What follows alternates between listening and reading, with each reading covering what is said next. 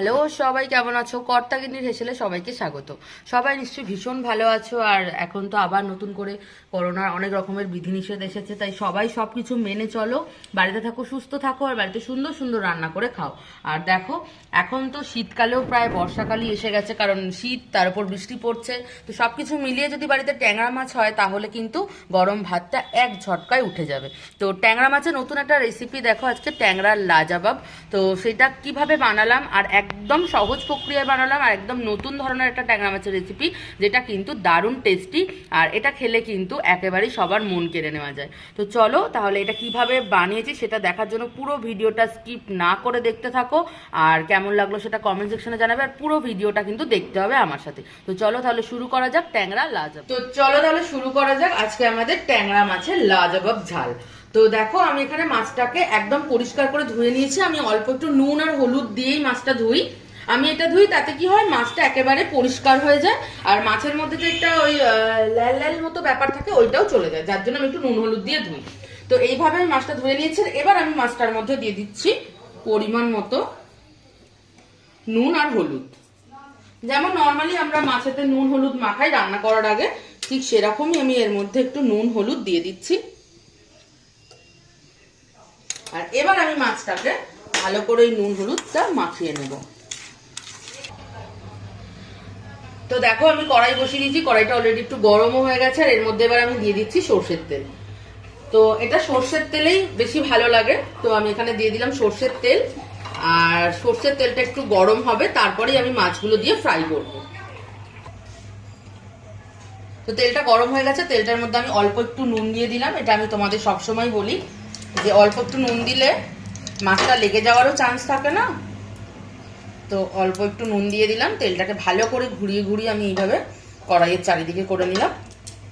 দেখো, তেল থেকে ভালোভাবে ধোয়া উঠে গেছে, মানে তেলটা খুব ভালো গরম হয়ে গেছে। এবার আমি এই মাছগুলোকে আস্তে আস্তে এর মধ্যে দিয়ে দেবো। ট্যাংরা মাছ ভীষণই ছিটকায়, তো একটু আস্তে আস্তে সাবধানে এটা দিতে হবে। তো আমি চারটে চারটে করে দিলাম। তো দেখো, আমি এইভাবে মাছগুলোকে একটু উল্টে পাল্টে ভালো করে ভেজে নিচ্ছি।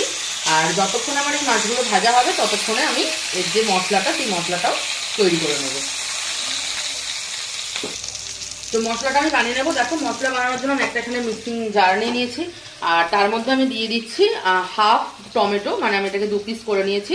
আর দিচ্ছি 3 কোয়া রসুন, আর একটু অল্প আদা বাটা দিচ্ছি। মানে এটা তোমরা আদা কুচি দিতে পারো, যেহেতু আমার কাছে বাটা ছিল তো আমি এখানে আদা বাটাটাই নিয়ে নিচ্ছি। আর এর মধ্যে দেবো আমি একটা কাঁচা লঙ্কা, কারণ কাঁচা লঙ্কাটা ঝাল বুঝে দিতে হবে। আর অল্প একটু জিরে গুঁড়ো দেবো। তোমরা এখানে গোটা জিরেও ব্যবহার করতে পারো, যেহেতু আমার কাছে জিরে বাটা গুঁড়ো রয়েছে। এতে আমি দেবো অল্প একটু সর্ষে বাটা। দেখো, এখন আমি হাফ চামচ মতো সর্ষে বাটা নিয়েছি। আর মাছগুলো দেখো পুরো ভাজা হয়ে গেছে। আর এবার আমি শুধু মশলাটা করে নেবো। তো মাছগুলো দেখো আমি এইভাবে ভেজে নিয়েছি। খুব বেশি যে একেবারে মচমচে করে মাছ ভাজা হবে তা কিন্তু না, কারণ ট্যাংরা মাছ খুব বেশি ভাজলে কি হয়, ভীষণ পরিমাণে শক্ত হয়ে যায়, সেটা খেতে ভালো লাগে না। তো দেখো, আমার মাছগুলো ভাজা হয়ে গেছে, আর মশলাটা ততক্ষণ আমি করে নিয়ে চলে আসছি তোমাদের। তো এবার আমি যেটা করব, মশলা আমার রেডি হয়ে গেছে। আর এবার আমি ওই তেলের মধ্যেই দিয়ে দেবো হচ্ছে একটা কাঁচা লঙ্কা। চলো মশলাটা একবার দেখিয়ে দিই। তো দেখো, মশলাটা এরকম হয়েছে, তো একদম রেডি হয়ে গেছে। আর এবার আমি মাছ ভাজা তেলের মধ্যেই দিয়ে দিচ্ছি একটা কাঁচা লঙ্কা আর অল্প একটু কালো জিরে। তো দেখো, আমি এই পরিমাণ কালো জিরে, অল্প একটু কালো জিরে আর একটু কাঁচা লঙ্কা। ঝালটা যে যার মতো তোমরা দেবে। তো দেখো, এবার আমি তেলের মধ্যেই লঙ্কা আর কালো জিরাটা একটু নাড়াচাড়া করে নিচ্ছি। এটা জাস্ট একটু ভাজা ভাজা হয়ে এলে আমি এর মধ্যে দিয়ে দেবো মশলাটা। তো দেখো, এটা মোটামুটি ভাজা ভাজা হয়ে এসেছে। আর এবার আমি এর মধ্যে দিয়ে দিচ্ছি যে পেস্টটা বানিয়েছি, সেই পেস্টটা।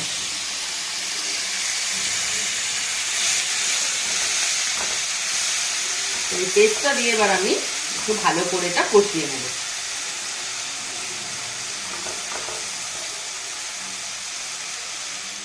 তো দেখো, মশলাটা আমি দিয়ে দিয়েছি, মশলাটা মোটামুটি একটু কষানো হয়ে গেছে। এরপর আমি এর মধ্যে দিয়ে দিচ্ছি পরিমাণ মতো লবণ।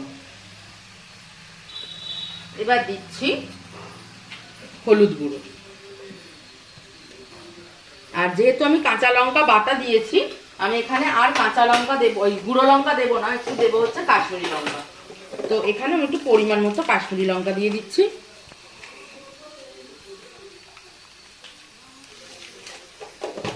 এবার আমি ভালো করে মশলাটা মিশিয়ে নেব।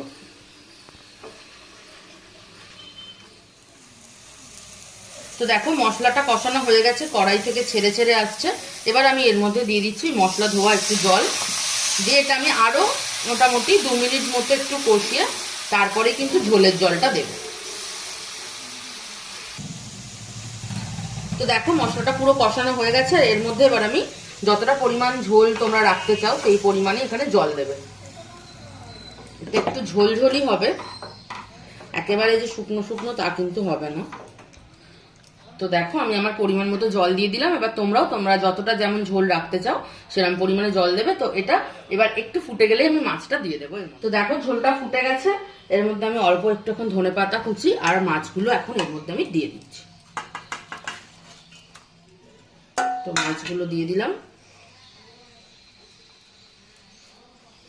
এবার মাছগুলো দিয়ে আমি ঝোলটা আর একটু ফুটিয়ে নেব।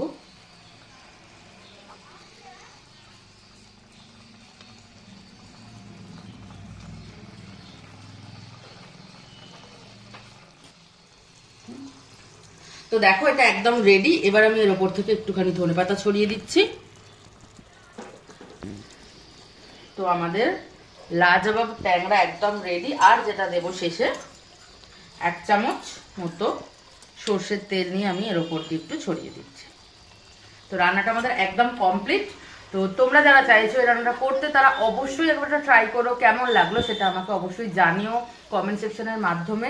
আর আমার পাশে থেকেও সাথে থেকেও এইভাবেই অনেক অনেক ভালোবাসা দিও। আর তোমাদের জন্য নতুন নতুন রেসিপি নিয়ে থাকছে আমার কর্তা গিন্নি এসে সবসময় তোমাদের পাশে। আর আজ এই পর্যন্তই, গ্যাসটা আমি এবার বন্ধ করে দিচ্ছি। আর গরম গরম ভাতের সাথে এটা অবশ্যই একবার ট্রাই করো, কেমন লাগলো সেটা জানিও। আর আমার চ্যানেলের পাশে থেকেও এইভাবেই। আর সবশেষে সবাইকে বলবো থ্যাংক ইউ আর টাটা।